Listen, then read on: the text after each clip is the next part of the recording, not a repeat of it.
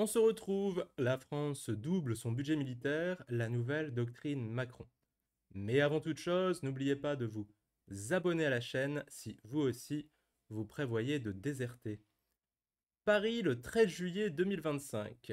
À la veille des célébrations du 14 juillet, Emmanuel Macron a prononcé un discours inattendu, percutant, presque martial, face aux officiers réunis dans les jardins de l'Hôtel des Invalides. Le président a confirmé que la France atteindra 64 milliards d'euros de dépenses militaires en 2025, un objectif initialement prévu pour 2030, désormais anticipé de 3 ans. En substance, la nation s'arme plus, plus vite et sans détour. Pour être libre, il faut être redouté, et pour être redouté, il faut être puissant. La phrase lancée avec gravité résume une nouvelle doctrine géopolitique, celle d'une France qui assume sa puissance et entend jouer un rôle central dans l'équilibre mondial. Une posture qui ne se cache plus derrière la prudence diplomatique. Une posture aussi qui fait issue de rattrapage, puisqu'au début de son mandat, Emmanuel Macron avait diminué le budget de l'armée et que malheureusement les équipements laissent à désirer. Il n'y a par conséquent besoin d'un rattrapage d'un point de vue du budget. Un contexte international sous haute pression. Depuis la guerre en Ukraine, les conflits de haute sécurité ont refait surface. Les tensions grandissantes en Méditerranée, les cyberattaques ciblées sur les hôpitaux et les universités françaises, les tentatives de déstabilisation via les réseaux sociaux, autant d'éléments qui, selon Macron, obligent la France à passer à l'étape supérieure. À cela s'ajoute un désengagement progressif des États-Unis du théâtre européen. Nous devons être capables d'agir seuls, de dissuader ensemble et de commander si nécessaire, a martelé le chef de l'État, reprenant une formule désormais centrale dans sa stratégie de défense. Une hausse budgétaire sans précédent sous le quinquennat Macron depuis 2023. Donc contrairement à ce qui avait été fait avant, le budget militaire a augmenté chaque année. Une hausse qui constitue plus de 24 milliards supplémentaires en 4 ans. Objectif, renforcer la capacité de dissuasion, moderniser les équipements qui sont assez largement obsolètes et surtout préparer la France à de nouveaux types de conflits numériques, spatiaux et asymétriques. Dans tout cela, il y a bien entendu le thème de la modernisation de l'armée française. Et pour cela, le plan d'investissement inclut le développement massif de drones kamikazes, capables d'opérer dans des zones sans soutien terrestre. L'expansion de la guerre électronique, destinée à brouiller les communications ennemies et à protéger les infrastructures critiques. L'entrée dans la course à la défense spatiale avec des satellites de surveillance et de télécommunications renforcés. Une augmentation du nombre de réservistes avec un objectif de 80 000 volontaires opérationnels d'ici 2030. Est-ce que vous êtes réserviste? Si oui, abonnez-vous à la chaîne. La création d'un service numérique national pour les jeunes, centré sur la cybersécurité et la vigilance informationnelle. Le ministère des Armées parle désormais d'un réarmement intelligent. On espère tous. Non pas simplement plus d'armes, mais plus de capacités stratégiques, humaines et technologiques. Et comme toujours, avec Emmanuel Macron, on parle d'un leadership militaire européen. Au-delà de la sphère nationale, cette annonce réaffirme l'ambition de Macron de faire la France le pilier militaire de l'Europe. Des rencontres bilatérales sont prévues avec l'Allemagne et l'Italie pour harmoniser les doctrines de défense. Des discussions sensibles sur le partage potentiel de la dissuasion nucléaire française sont en cours.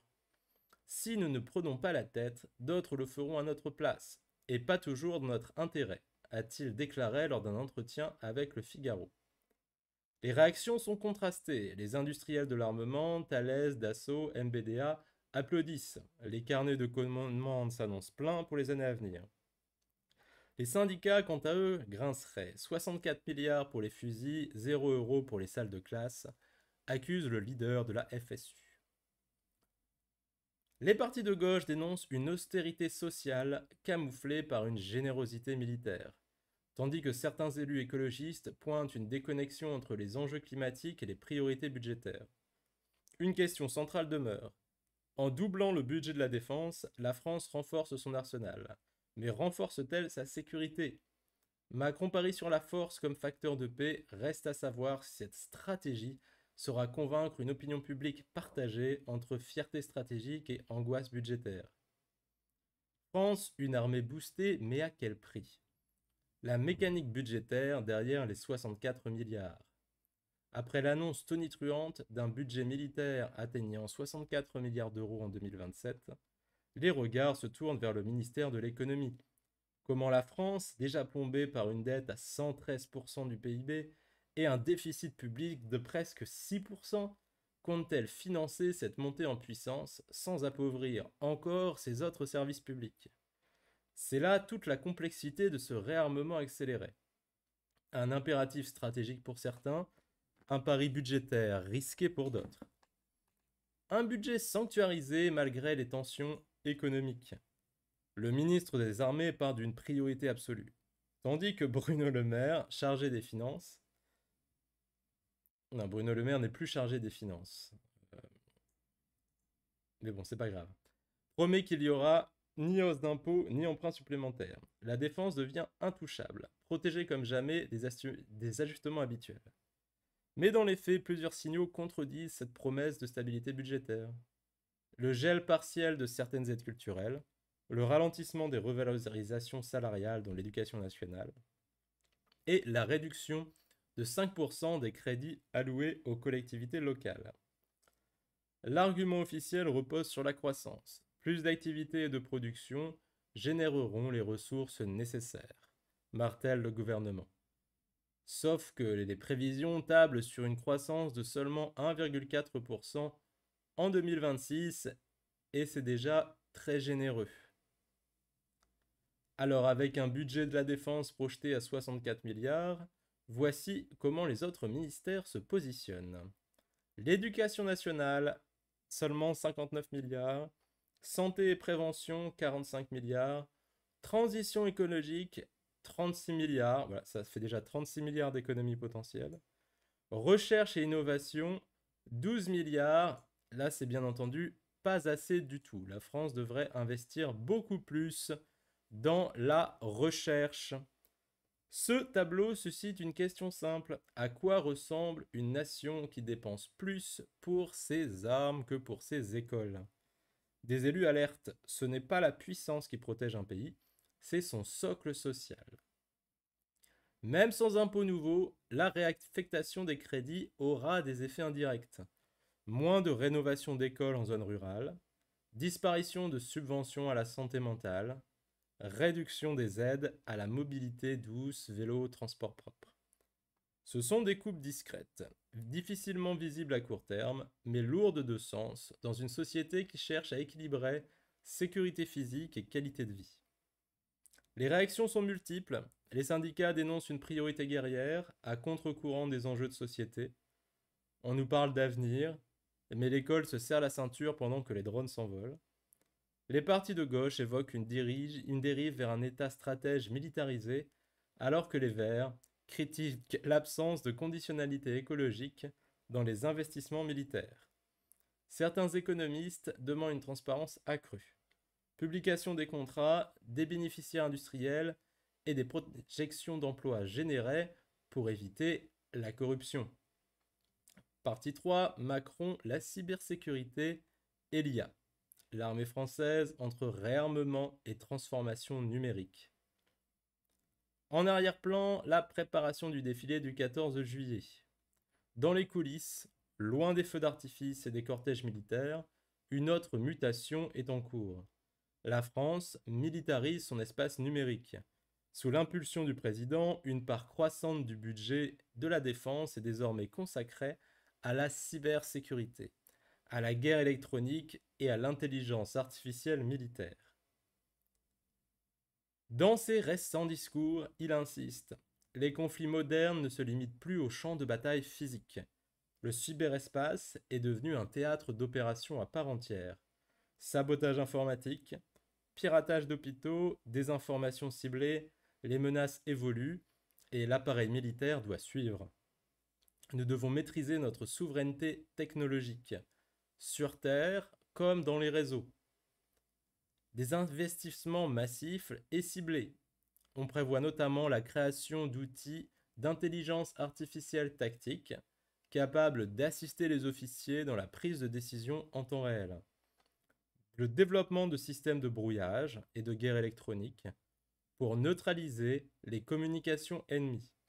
Et bien entendu, les renforcements des capacités de cyberdéfense nationale, la surveillance des réseaux sensibles, la formation d'unités de réaction rapide. Le ministère des Armées a également lancé un programme visant à recruter et former plus de 1500 experts en cybersécurité d'ici 2030. Un effort sans précédent pour transformer le visage des forces armées. Bien entendu, grand sujet d'actualité, l'intelligence artificielle est au cœur des opérations. L'IA militaire vise plusieurs fonctions. Cartographier automatiquement des zones à risque, simuler des scénarios d'attaque ou de défense, gérer les données en temps réel sur le terrain, soutenir la logistique et le commandement.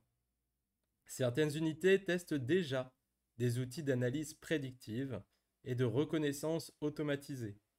L'idée étant de réduire le délai de réaction, d'améliorer la précision et de libérer du temps décisionnel. Mais cette montée en puissance pose aussi des débats éthiques entre la défense numérique et les enjeux démocratiques. Puisque lorsque le programme s'étend, plusieurs voix appellent à la prudence. Des universitaires, des juristes et des associations soulignent le risque d'une surveillance accrue déguisée en défense nationale. Une frontière floue entre sécurité extérieure et contrôle intérieur, et les implications de l'automatisation de systèmes létaux. Terminator n'est plus très loin. Bien que la France affirme respecter les conventions internationales, certains observateurs en doutent et demandent plus de transparence sur les algorithmes utilisés, les données traitées et les limites posées aux technologies déployées. Bien entendu, la transformation est en cours et l'intégration de l'IA et de la cybersécurité dans l'armée française marque une transition profonde. Non pas uniquement vers plus de puissance, mais vers une redéfinition des modes d'action militaires et aussi le risque d'un plus de contrôle des citoyens. Dans ce paysage technologique en mouvement, la France cherche à se positionner entre innovation, défense de ses intérêts et, on l'espère tous, responsabilité démocratique. Merci d'avoir écouté ce petit condensé des nouvelles du moment. Abonnez-vous, laissez un like et à bientôt. Passez une très bonne journée. Au revoir.